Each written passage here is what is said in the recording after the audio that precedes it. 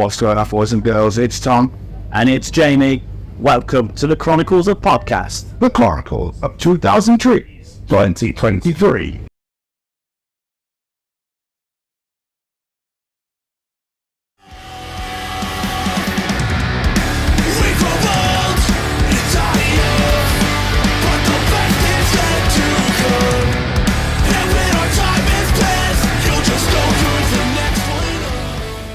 I'm doing the right things, you know? Yeah, no, absolutely.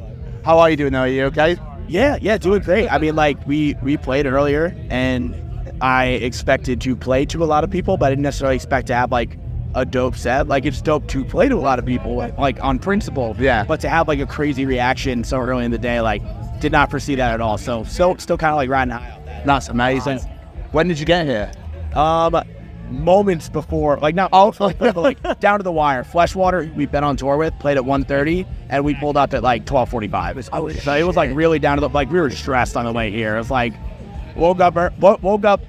I was on time. Some of my band woke up late. We were carrying Fleshwater in the back line. I was like, it's the nightmare, and it all worked out, you know. Oh no, yeah. I thought we were gonna like screw over our friends, and then they were gonna get in flame. Like, I was like, oh, I had like the whole ride here, but everything obviously worked out. Wonderful. No, I was going to say, because obviously you played today, I don't know if you'd have much time to check anybody out while you were here. So far, like, caught the Fleshwater set, caught one step closer right before this. Good friends of ours.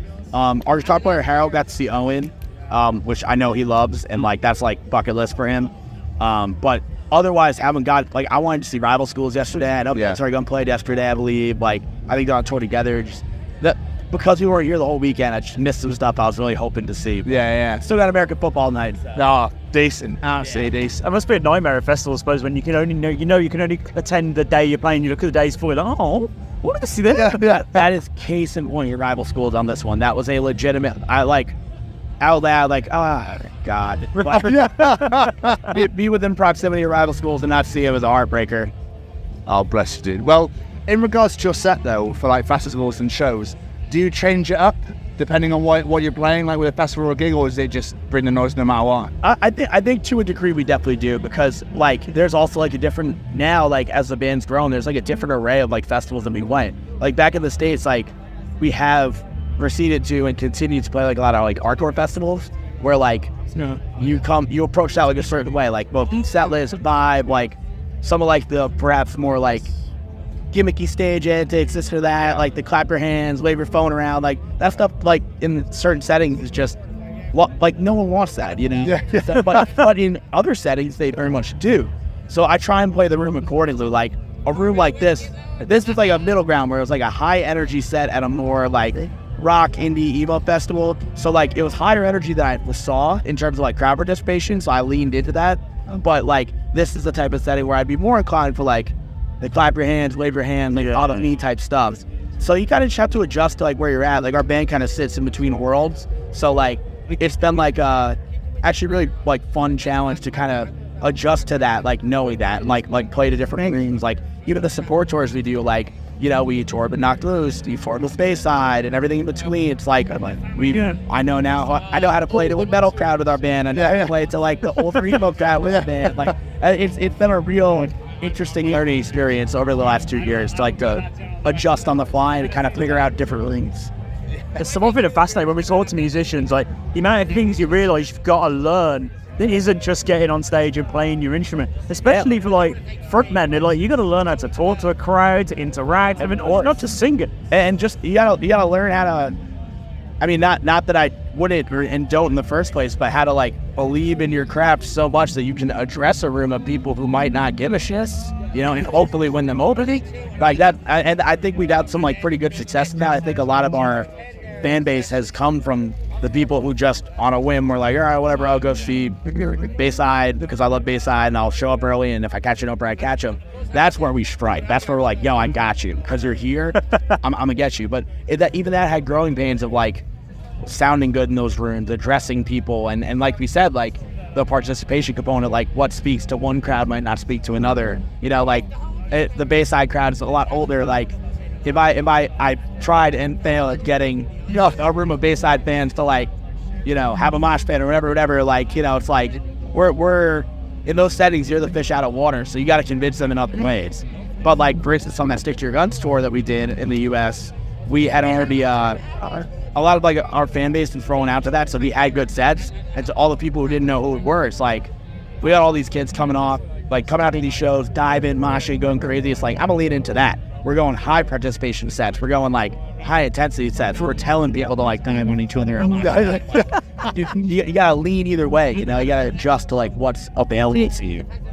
That's amazing. Like, we love talking bands and festivals, especially because it's just such a great vibe and feeling of festivals. Like, I always say it's like a family feel, because people could just walk up to each other and have, like, we've been talking, 5 minutes?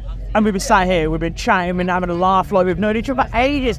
You walk to someone in the streets, like, hey, who are you? I don't know, let's have a beer. Like, fuck off, mate, you weirdo. Yeah, but here, it's like, come on. Sure. But like here, it's like, let's go, come on, let's go have a beer.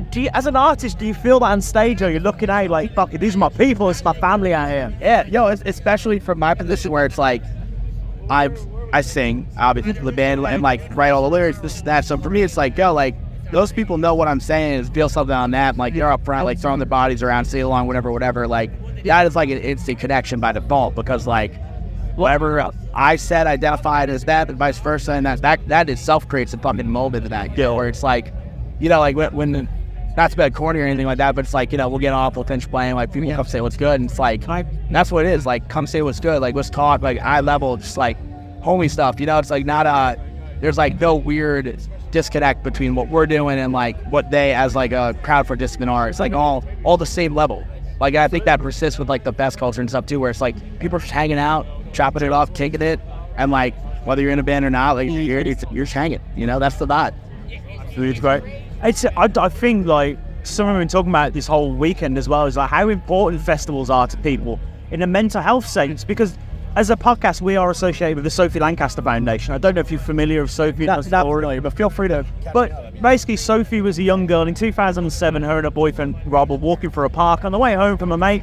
We were just having a laugh, walking home, and they walked for a park. And 5 young guys, aged between 13 and 16, didn't like the fact they looked and dressed differently. Sophie had red dreads by shoulder length.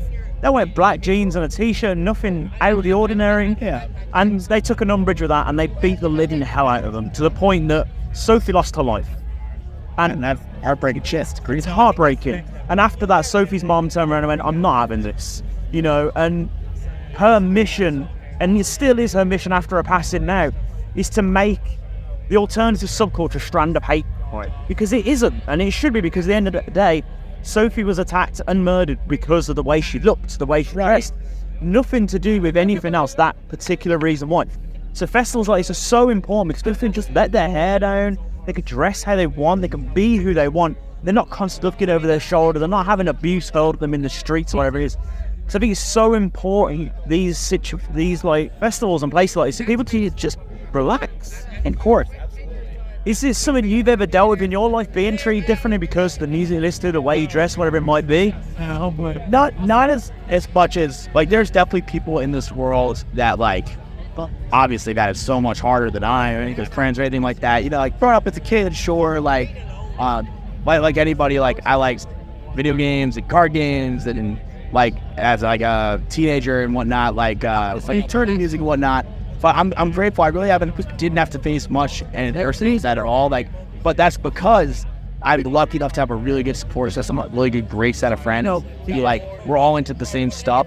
So it's like, I didn't have to worry about what anyone else outside of my sphere thought, because I from like elementary to this day, like young age, like came up with like some of my best friends. And like, when faced with other adversity in life, because like anybody, there's plenty. Like, there are things that challenge everyone in life, and there are ways I've been challenged greatly, you know, like everyone's.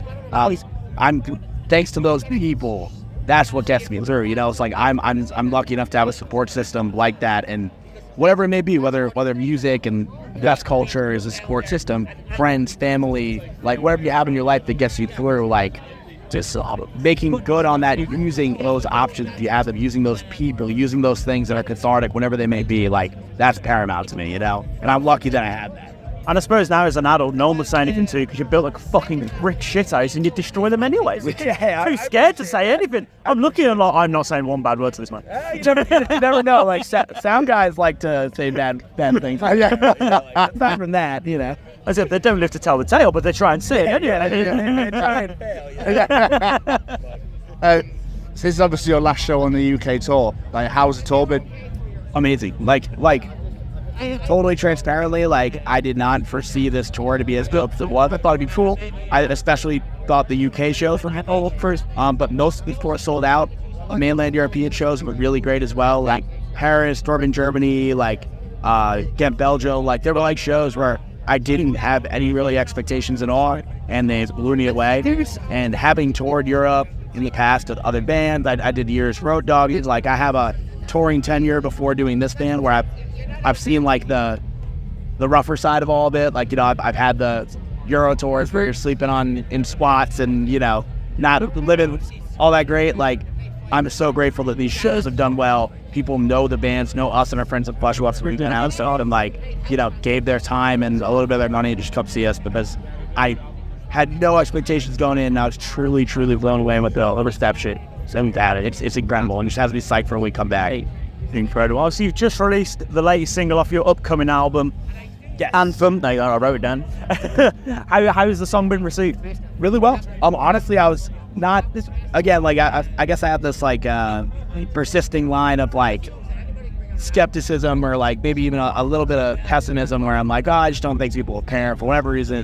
And I didn't necessarily think that about Anthem, but Anthem is on the more high energy side of the record. Like it's you know, lyrically a little more niche. It's like about my love for like the line we come from and like the way it's impacted my life. Like something I think many people can identify with for all the speaking, like their own music scenes, their own like beautiful relationship with music and whatnot, and like the culture of going to shows and all that. But you know, like it's not a song about a girl breaking your heart, you know. It's a punkier track on the record. It's not this big ballad. So I know it's been a long answer, but I'm surprised at how stoked people are on it, and I'm glad that like the high energy, the punkier, the hardcore components of it are connecting with people, and like that does speak to that. But I guess at this point we've also just been doing it long enough and developed enough of a, you know, our people and like understand the band, understand the project, where it's like that's part of the deal with Koyo. Like there's this side that is emo ballads and soft tracks and like slow down stuff, and then there's this side that's like hardcore kids writing hardcore songs. It's a little more melodic, you know. So it's cool that both sides, like you're on the list. That first single we put out is more the other side of that spectrum. Anthem is more on the hardcore side, and it's really cool to see both be received so out. I see it, mate. But these two songs have been released, giving a good vibe of what to expect from the new album when it comes out. Yes, I would say so. I think we're putting out another song, I believe July 27th. I might have the date wrong. It's sometime this month, in the 20s. Yeah. But a song called Message Like a Bomb, and it has Daryl Palumbo from Glassjaw. Oh, nice. Which is fucking sick. I think that's like the final piece. There's one more single to follow it, but in terms of like sonically, I think that's the last piece of the puzzle to get the whole spectrum. When you're on the list, Message Like a Bomb and Anthem, those three like broadly represent the record's pretty well. There's one more song coming before it comes out called Life's a Pill. That's going to be the last single for the record. And I think that also does the record justice in that same way. But I think those three, if you only have those three, you can read the whole vibe of the record out of that. So the album is coming out in September 29th. See, I did my research, I don't it? It's good. How pumped are you to get this out there now, though? How excited are you to get this out there now? Like, excited is an understatement because our band we haven't been a band all that long. We started writing for this band like fall of 2019, put out our first music in 2020. So I've got about 3 years of change doing this. And obviously a lot of touring, a lot of music throughout all that time. But this record is how it's slowly written from the very beginning. There's like, you're on the list -1 was written. I think there's that was like before Drives Out East, like our second EP, like very early on, and like we slow cooked and put this record together over like a pretty long span of time. And I think it is some of our, if not our absolute best material for that reason, because there was no rush. There was no one in our ear saying, finish this, pushing, whatever. We got to like situate it over 3 years and put our best material forward. And also just from like my position as like a lyricist and a singer, I guess just like live a lot of life and experience a lot of shit, so that way I could like write about all that shit.